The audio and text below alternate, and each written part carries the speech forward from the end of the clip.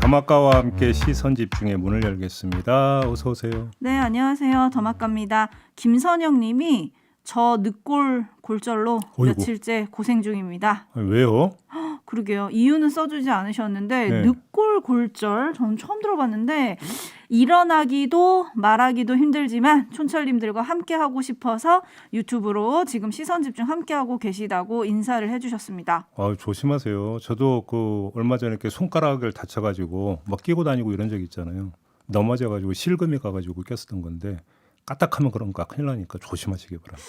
네, 늑골 골절은 어떻게 해야 될까요? 아파도 함께 해주셔서 감사하기는 한데 제가 의사가 아니기 때문에 뭐라고 말씀드리긴 뭐한데 아마 거동이 좀 쉽지 않으실 텐데. 그러게요. 토토로님이 웃고 또 기침할 때 무지 아프실 텐데 얼른 나으세요라고 해주셨는데 많은 촌철님들이 응원의 댓글을 좀 올려주고 계시거든요. 김선영님 빨리 나으시길 바라겠습니다. 그러게 빨리 쾌차하시기 바랍니다. 네. 그리고 1105님이 서로 자기가 예쁘다고 아따투어 피는 꽃처럼 서로 잘났다는 여야 똑같네요. 미안해 꽃들아 잘못된 비교를 해서. 제가 지금 그 말씀드리려고 꽃을 갖고 비유하는 건 좀 아닌 것 같다는 말씀 드리려고 했는데 바로 정정 들어가시네요. 네, 좋습니다. 그나마 조금 아름답게 정치를 보고 싶으셨던 게 아닐까요? 서로 자기가 예쁘다고 앞다투어 피는 꽃처럼 서로 잘났다는 여야. 서로 자기가 예쁘다는 걸 국민들에게 어필할 수 있는 봄이 됐으면 어떨까라는 생각을 좀 해보네요. 꽃도 종류가 참 여러 가지긴 하죠. 네. 자, 뉴스와 분석이 함께한 세이비타임즈 오늘 주목할 뉴스들 챙겨드리겠습니다. 오늘 주목할 첫 번째 뉴스는 오디오로 먼저 만나보시죠. 지난주 정부가 주 52시간 노동제를 일주일에 최대 69시간까지 일할 수 있도록 바꾸겠다고 발표했는데요. 윤석열 대통령이 재검토와 보완을 지시했습니다. 노동계의 반발, 특히 MZ세대 노동자들의 반발 여론을 의식한 것으로 보입니다. 노동시간 유연화는 지난 6일 고용노동부가 입법 예고했습니다. 현행 주 52시간제를 최대 주 69시간까지 일하도록 바꾸는 법안입니다. 꼭 필요할 때 집중해서 일하고 휴가는 쉬고 싶을 때 더 자유롭게 일할 수 있도록 주 52시간제에 손을 대겠다는 건 윤석열 대통령의 대선 공약이었습니다.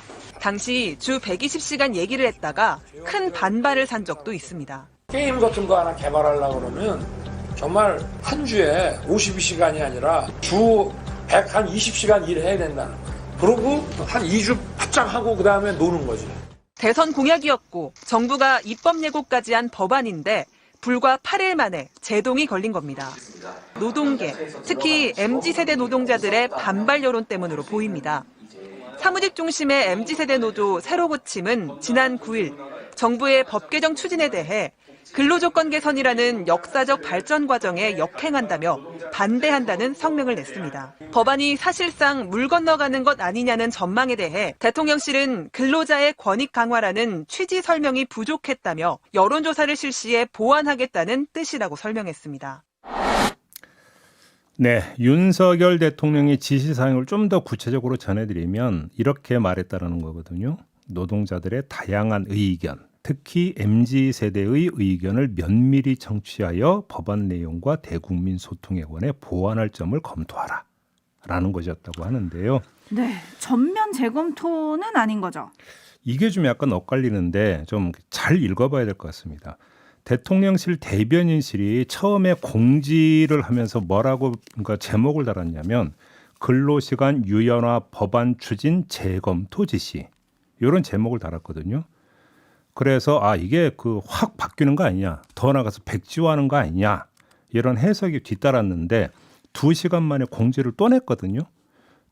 이 공지를 보면 근로시간 선택권 확대 및 유연화 법안 관련 근로자의 권익 강화라는 정책 취지 설명이 부족했던 바 입법 예고 기간 중 근로자, 특히 MZ세대의 의견을 듣고 여론조사 등을 실시해 법안 내용 중 보완할 것은 보완해 나가자는 취지임을 알려드린다.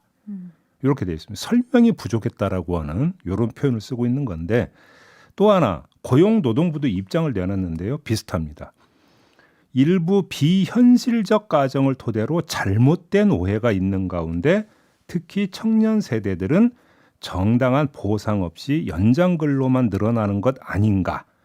일한 후 과연 쉴 수 있을지 등 제도가 악용되지 않을까 하는 우려의 목소리를 내고 있다면서 국민의 이해와 공감대 속에서 근로시간 제도 개편의 취지를 살릴 수 있도록 노력하겠다. 그러니까 잘못된 가정을 토대로 오해를 하고 있다. 이런 취지의 어떤 주장을 내놓던 거죠.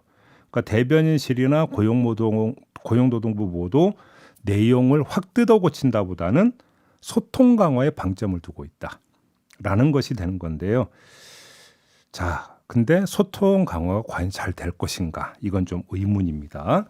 네, 왜요? 왜 그러냐면 대변인실 2차 공지 내용을 다시 봐야 되는데요. 근로자의 권익 강화라는 정책 취지 이렇게 표현되어 있습니다. 그러니까 근로시간 유연화는 노동자들의 권익을 위한 것이다라는 전제를 깔고 있는 거잖아요. 그러면 여기서 말하는 권익이 뭘까요? 일 많을 때 더 일하는 것, 그게 권익일까요?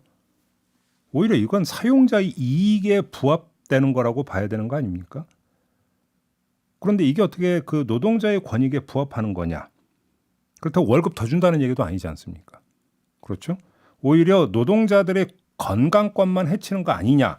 이런 이야기가 지금 바로 따라 나오고 있기 때문에 바로 여기서 확인될 수 있는 게 근본적인 시각차거든요. 이 그 근로시간 유연화 정책이 정부는 노동자들의 권익에 부합된다고 주장을 하는데 정작 노동자들은 그게 아니라고 지금 반발을 하고 있는데 그 반발에 대해서 정부는 또 오해라고 이야기를 하고 있으니까 제가 볼 때는 이 완전히 다른 전제에서 출발한다면 소통을 아무리 강화해봤자 별로 소용이 없을 것이다 라는 이야기가 되는 거죠.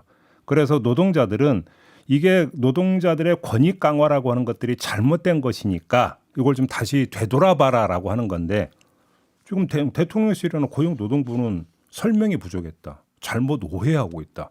이렇게 되어버리면 자신들의 출발점을 바꿀 생각은 별로 없는 거잖아요. 그렇기 때문에 소통이 잘 될 수가 없는 거고 따라서 이건 소통이 아니라 뭐냐? 홍보다 이렇게 봐야 되는 거죠. 그럼 문제가 되는 거 아닙니까?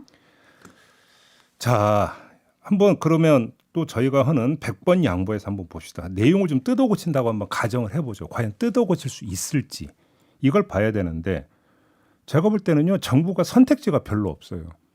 왜 그러냐면 그러면 반발을 누그러뜨리기 위해서 시간을 좀 줄인다고 칩시다.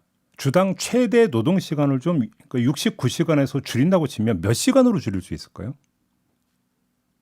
예를 들어서 고용노동부 스스로 설정한 과로사 판정 기준이 되는 게 60시간 노동 아니겠습니까? 그러면 최소한 그 밑으로 노동 시간이 설정이 돼야 그나마 반발이 덜할 거라고 보는데 그러면 59시간이라고 칩시다. 그러면 현행 최대 52시간에서 59시간이 되면 그냥 뚝 잘라 하루에 1시간 정도 더 늘어나는 거라고 그러니까 그 계산을 하면 정부가 노동시간 유연화 정책을 밀어붙이려고 하는 그 동기에 부합되는 이게 그럼 타협 아닙니까? 한마디로 이야기하면 이건 죽도 밥도 아닌 거 아니겠습니까? 그래서 제가 볼 때는 죽과 밥 사이에 중간 형태의 뭐는 없다라는 거예요. 죽이면 죽이고 밥이면 밥이다. 그런 상태에서 정부가 뭔가를 조정한다고 해서 나올 수 있는 아주 그 묘수가 별로 보이지 않는다라는 겁니다. 그렇기 때문에 결국은 뭔가 우리의 정책 취지가 잘못 전달되고 있으니까 한번 설득해보자. 이렇게 가는 거 아니냐라고 하는 전망이 그래서 계속 따라붙고 있는 거죠. 여기에다가 이런 정부에게 제가 참고 삼으라고 외국 언론이 보도한 게 하나 있더라고요. 이거를 마저 소개를 해드리겠는데 호주의 ABC 방송이 이 문제를 보도를 했어요. 이른바 노동시간 유연화 방안을 둘러싼 한국 내 논란을 전한 다음에 이렇게 보도를 했더라고요. 잠깐 전해드리면 한국인들은 지금도 다른 나라와 비교해 오래 일한다. 경제협력개발기구 OECD에 따르면 한국인은 1년에 평균 1915시간을 일해서 OECD 평균 1716시간을 크게 넘는다. 한국의 이런 근로문화 때문에 과로사라는 말이 있다. 이는 극심한 노동으로 인한 심부전이나 뇌졸중으로 돌연사하는 것을 일컫는 단어다. 기사가 이렇게 되어 있습니다. 그러면서 과로사를 소리 나는 대로 썼더라고요. KWAROSA. 자, 한국말 소리 나는 대로 그러니까 기재한 사례가 하나가 더 추가되는 거 아니겠습니까? 뭐 김치 이런 거 말고 과로사까지 이제 등장이 되는 건데 참고로 호주는 어떠냐? 주당 최대 근무 시간이 38시간이라고 합니다. 그리고 한국과 달리 연장 근무의 상한선은 없지만 노동자들이 불합리하다고 생각되는 초과 근무는 거부할 수 있도록 지금 되어 있다고 합니다. 이런 호주이다 보니까 한국 안에서 지금 밀어붙이려고 하는 정책이 아주 의아하고 진풍경으로 보였던 모양이죠. 그래서 이런 보도를 내놨던 것 같습니다. 네, 지금 제이비가 얘기하신 것처럼 외국인 입에서 김치, 케이팝 같은 단어가 나오면 좀 자랑스러운데 과로사라는 단어가 나온다고 생각하니 좀 소름이 돋는데요. 근데 앞에서 계속 얘기하셨지만 정부 또 노동부나 대통령실은 지금 이게 오해, 잘못 알려졌다 이렇게 얘기를 하잖아요. 국회 환경노동위 여당 간사인 이미자 의원도 어제 기자회견에서 그런 얘기를 했더라고요. 가짜뉴스와 세대 간 소통 부족으로 생긴 오해다. 계속 똑같은 얘기를 하는 거잖아요. 그러니까요. 과연 오해를 한 건지 촌철님들의 반응을 전해드리겠습니다. 네. 미니로 소재윤 님이 12시간 야간 근무하고 퇴근합니다. 여기서 듣고 있다 보면 잠이 번쩍 깹니다. 며칠 전 분명히 주 69시간 노동 얘기를 할 때 MZ세대가 동의하고 있다고 하던데 어제 기사를 보니 반대예요. 뭐가 맞습니까? 라고 해주셨고 3941님은 근로시간을 늘리면 단기적으로는 임금 상승 효과가 있을지 모르겠지만 장기적으로 보면 근로시간만 늘어나고 임금은 별 차이가 없는 거죠. 결국 7, 80년대처럼 고노동 저임금으로 회귀하는 거 아닙니까? 라고 꼬집어 주셨고요. 1501님은 정부가 정책을 살짝 간보기하고 아니면 다시 검토하라 하고 이런 행동 자체가 좀 이해가 안 갑니다. 라는 의견 주셨고 널 사탕해님 있는 휴가나 제대로 쓰게 해주세요. 라는 부탁 주셨고요. 하나미님은 MZ반 사람인가요? 50 넘어 회사 다니려니 안 그래도 눈치 보이는데 휴가를 몰아서 쉬라고요? 그건 말이 안 됩니다. 일만 하고 쉬지도 못하고 악순환이 계속 될 겁니다. 이런 현장의 우려들이 지금 많이 제기가 되고 있습니다. 한 번만 더 100번 양보해서요. 그러니까 지금 이게 의견 수렴을 하기 위해서 다시 귀를 열겠다고 쳐요. 그러면 제가 이런 말씀 드리고 싶은데 이건 먼저 했어야 되는 거 아닙니까? 정책을 발표하기 전에. 정책을 발표하기 전에 먼저 했어야 되는 거 아닌가요? 뭔가 좀 뒤바뀐 것 같지 않습니까? 네. 하겠다고 그냥 발표해놓고 지금 와서 의견 수렴하겠다? 뒤집혀 있는 거죠. 이거는 지금. 거기는 뒤집혀졌지만 그러면 의견 수렴을 해서 어떻게 될 거냐. 사실은 이게 더 중요한데요. 그죠? 네. 지금 JB의 전망에 따르면 별로 달라지는 게 없을 거다라는 얘기인 것 같아서 어떻게 되는지 좀 지켜보도록 하겠습니다. JB타임즈 다음 주목할 뉴스 어떤 건가요? 경제정의 실천 시민연합 경실련이 대통령실 고위직 37명의 재산을 분석해서 어제 발표를 했는데요. 평균 재산이 48억 3천만 원 나왔습니다. 국민 평균의 10.5배이고요. 와. 이 재산 가운데 부동산 재산은 31억 4천만 원으로 국민 평균의 7.5배에 달했습니다.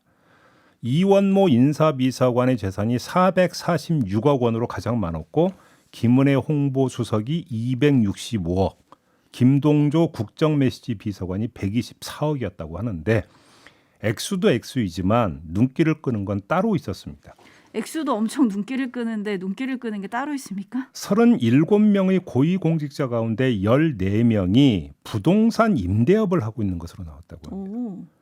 그러니까 이는 재산 내역상 건물 임대 채무, 그러니까 임대 보증금을 신고한 경우를 뜻하는 것으로 이관섭 국정기획수석의 경우에 임대 보증금으로 72억 원을 신고를 했다고 합니다. 임대 보증금으로. 보증금이요? 예. 와. 본인 소유의 서울 한남동 부동산 보증금 69억에다가 배우자 명의의 대구 부동산 보증금 3억 원 해서 도합 72억 원이었다고 하는데 자, 이에 대해서 경실련은 부동산 정책에 영향을 끼칠 수 있는 이들이 스스로 임대 소득을 올리고 있다. 과연 정상적인 정책 기반이 될지 의문이다. 이런 평가를 내놨던데요. 이거는 당연한 이야기이고 여기다가 하나만 더 추가를 하겠습니다. 한 걸음 더 나아간 의문을 제기를 해야 될 것 같은데요. 경험칙상 제기할 수밖에 없는 의문인데 혹시 그러면 이 과정에서 부동산 투기가 없었느냐를 좀 점검해 봐야 되는 거 아니냐. 이런 얘기를 좀 하고 싶은 겁니다. 대통령실 직원의 경우에 고위직이라 해도 인사청문 대상이 아니다 보니까 임명 과정에서 국민적 눈높이에 입각한 검증을 받지를 않습니다. 따라서 재산 형성 과정이 어떻게 됐는가에 대한 검증이 거의 없는 거죠. 공개되는 검증 과정이 없는 겁니다. 이런 허술한 과정 때문에 부동산 투기를 했는데도 이게 확인되지 않고 있을 가능성을 배제할 수 없기 때문에 드리는 말씀입니다. 그렇지 않습니까? 네. 그러니까 예를 들어서 전문적인 부동산 임대업자다. 그래서 내가 빌딩을 소유하면서 나는 빌딩 임대 수입으로만 먹고 살겠다라고 한다면 제가 이해를 하겠다라는 겁니다. 근데 지금 대통령에서 고위직을 수행하고 있는 분 아니시겠습니까? 그죠? 그렇다고 한다면 굳이 이렇게까지라고 하는 이야기가 당연히 따라붙는 거 아니겠습니까? 여기다가 예를 들어서 뭐 주택이나 이런 것들을 임대업을 하고 있다고 치죠. 그러면 다주택이라는 거잖아요. 예를 들면. 그러면 주택을 여러 개 가져야 됐던 또 이유를 따져봐야 되는 거 아니겠습니까? 그 과정에서 그러니까 투기가 있었을 가능성 배제할 수 없는 게 우리가 부동산 하면 떠오르는 여러 가지 상식 가운데 하나 아니겠습니까? 그래서 검증이 필요하다 저는 이 말씀을 드리는 겁니다. 네, 김광필 님이 저런 분들이 정책을 펴니 서민들 마음을 아시겠습니까? 라고 물어주셨고요. 오클라우디 님이 부럽다. 돈 걱정 없이 살아도 계속 입금이 되겠죠. 라고 해주셨고요. 김종희 님은 돈이냐 명예냐 하나만 해야죠. 둘 다 하려니 이런 문제가 생기는 거 아닙니까? 라고 해주셨고 김진선 님은 공무원 투잡 가능합니까? 겸직 허가 받아야 되지 않나요? 라고 해주셨는데 주식은 백지신탁제도라는 게 있지만 부동산은 또 그런 게 없죠. 없죠. 그래서 한 말씀만 드리겠는데요. 조물주의 건물주라면서요. 제가 볼 땐 고위직 맞습니다. 네. 네. 뉴스 한 분석이 함께하는 제이비타임즈. 다음 주목할 뉴스는 어떤 겁니까? 요즘 세간의 최대 이슈 가운데 하나가 학폭 아니겠습니까? 그래서 서울경제가 21대 국회에서 제안된 학폭 관련 법률안 전수조사를 해서 어제 보도를 했던데요. 그동안 발의된 법률안이 모두 39건이었다고 합니다. 그런데 원안이 가결된 경우는 딱 한 건, 학교폭력대책심의위원회가 전문가 의견을 듣도록 규정한 딱 한 건이었다고 합니다. 이 법안과 유사해서 폐기된 2건에다가 자진 처리한 1건을 제외하면 아직도 35건이 국회에 계류돼 있다. 고상하게 계류라는 표현을 썼지만 처박혀 있다. 먼지만 쌓이고 있다. 이런 표현이 맞겠죠. 역대 국회에서 학폭 관련 법안 처리 결과를 보면 20대 국회는 37건 가운데 2건이 통과가 됐고요. 19대에서는 39건 가운데 4건이 통과가 됐고 18대에서는 24건 가운데 4건이 통과가 됐는데 한마디로 얘기하면 갈수록 통과율이 오히려 더 떨어지고 있다는 겁니다. 왜 그럴까요?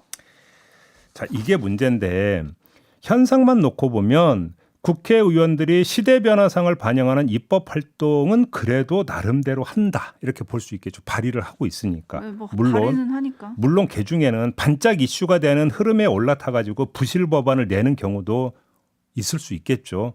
그렇다 하더라도 문제의 본질은 통과율 아니겠습니까? 통과율이 극히 낮다는 건 의원 개인의 입법 활동과 정당의 입법 활동이 지금 따로 놀고 있다라고 하는 반증이거든요. 흔히 하는 말로 정당이 정쟁에 날새는 바람에 꼭 필요한 법안 처리를 손 놓고 있다는 이야기가 되는 겁니다. 바로 이 문제가 이중의 폐해를 낳고 있는 건데 첫째, 입으로 떠드는 민생 입법을 구두선으로 스스로 전락시키고 있다라고 하는 증명사례다. 둘째, 법안 검토의 부실을 초래해서 대안 입법에 구멍을 뚫어버리고 있다. 왜 그러냐면 싸우느라고 손 놓고 있다가 나중에 벼락치기 하다 보면 구멍이 숭숭 뚫리는 경우를 우리는 허다하게 많이 봤기 때문에 드리는 말씀입니다. 네, 국가수사본부장에서 낙마한 정순신 변호사의 아들 학폭 사건과 연관되는 법안도 사실은 이미 지난 3월에 발의가 됐었는데 상임위에 계류 중이라고 합니다. 이 법안은 생활기록부에 기재된 학교폭력과 관련된 법안은 졸업과 동시에 삭제해야 한다. 이 조항을 폐기하는 법안이었다고 합니다. 그러니까 뭐 사회적으로 공분 일으키는 어떤 이슈가 생기면 거기에 올라타가지고 반짝 해가지고 법안 발의하는 거 좋은데요. 숙제부터 하고 하시라는 거예요. 그렇죠. 또 숙제부터. 마침표도 제대로 찍으시고. 그죠? 그렇죠. 그러니까 그냥 착착착 쌓고 올렸다가 처리 못할 건 그거 뭐 하라는 겁니까? 그러니까요. 예. 옷도 묵은 때 벗기고 나서 입어야 때깔이 난다고. 숙제부터 하고 하더라도 해라 이런 말씀 좀 드리겠습니다. 혼날 만큼 혼나셨으니까 이제 숙제 잘 하셨으면 좋겠네요. 그럴까요? 근데 더마카 수고하셨습니다. 고맙습니다.